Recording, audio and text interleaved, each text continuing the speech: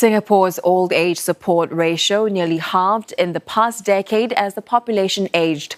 The ratio refers to the number of working adults able to financially support a senior. With lower labour force participation rate for the third year in a row, the Manpower Ministry says there's a need to remain open to a foreign workforce. Now, in 2014, for instance, there were 6 residents aged 20 to 64 for every elderly person aged 65 and over. This year, numbers have almost halved to 3.5. MOM's preliminary labour report projects this ratio to fall further to less than 3 in 2030. But if foreign workers are included, there will be 5 working adults supporting an elderly person. Now, this means less of a tax burden on the resident workforce. It is not looking at foreign workforce supporting us. It is looking at how complementary that foreign workforce is to us. And I want to underscore the word complementarity. I think that is the key of our policies. There isn't a one-size-fits-all, right? I mean, in certain industries, for instance, like in construction, in particularly even in the some of the cleaning, waste management, and so on. Obviously, the quota would be different. Now, for more on this, we're now joined by Christopher Gee, Deputy Director and Senior Research Fellow at the NUS Institute of Policy Studies. Mr. Gee, welcome to the program. Now, first of all, old age support ratio has declined from 6 residents aged 20 to 64 for every elderly person aged 65 and older in 2014 to just 3.5 this year. What will these numbers mean in terms of how Singapore supports the aging population? Yeah, good evening, Shahida. I think I'll answer that question by quoting that adage that is often used to encourage a positive mindset about aging. Age is just a number.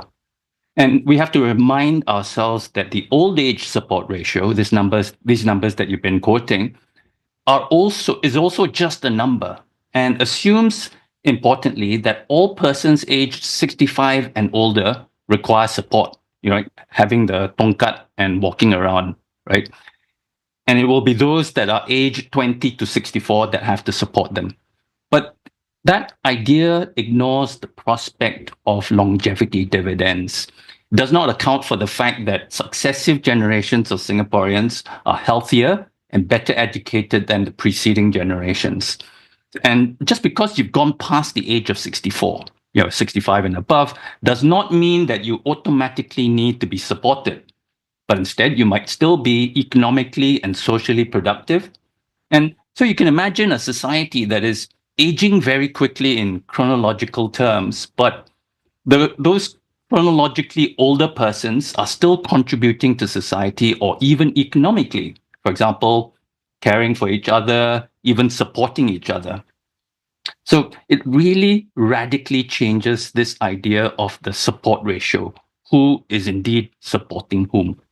All right, you are saying that age is just a number, but we are also seeing that Singapore has been taking measures to keep seniors in the workforce. Why is it so important to raise their participation numbers in particular?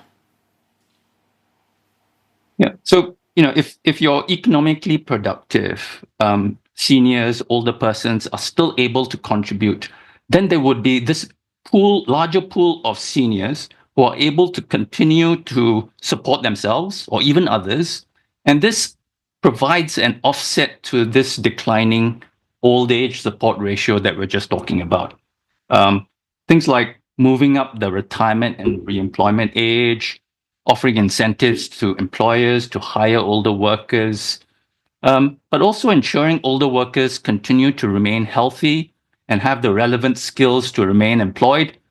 All this will help to raise the labor force participation. In fact, more importantly, the employment rate for older workers. And on this score, the statistics point towards a positive trend in Singapore, with the resident employment rates for those aged 65 and above having doubled in the last 20 years.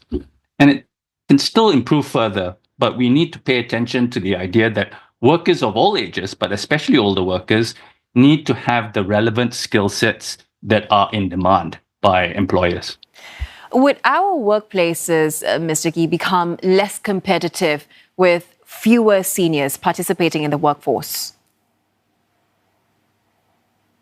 I'm not sure that this is so much of that concern where workplaces become less competitive with fewer seniors, right? As long as the labor market remains competitive, if those older workers remain and retain their relevant skill sets and experience, then that they are valuable to the employers, then they should be retained, right? And if they are able to be retained, then those workplaces don't automatically become less competitive, right? So the idea is to keep them in the workforce to make sure that they actually can contribute and not lose their skill sets and experiences when they hit 65, for example.